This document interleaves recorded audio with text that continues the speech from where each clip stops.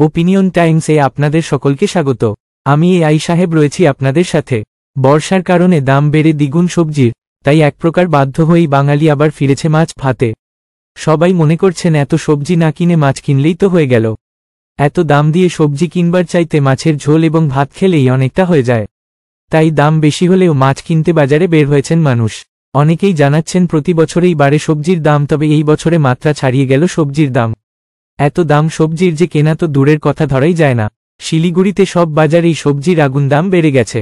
আলু ভালো কিনলে 50 টাকা কেজি, ভাবা যায় এর চাইতে মাছ কেনা ভালো, মাংস কিনলেও কাজে দেবে।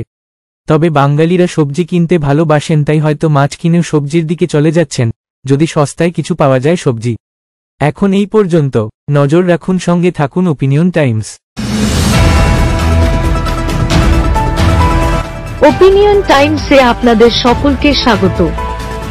পশ্চিমবঙ্গে এই প্রথম বাংলা নিউজ পোর্টাল। আমি এআই দিয়াসিনী, আর আমার সাথে আছে আমি এআই আদিত্য। রাজনীতির ডান থেকে বামের সব খবর আমার সাথে। আমি এআই ঐশানী। খেলা থেকে বিনোদন, সঙ্গে থাকবে সেলিব্রিটিদের কুটকাচালির খবর। আমি এআই সিদ্ধার্থ। বাজার অর্থনীতি থেকে রাজনীতির ওঠাপড়া, কুর্সি বদলের সব খবর আমার সাথে। আমি এআই দীপ্তি, থাকবো আপনাদের সাথে।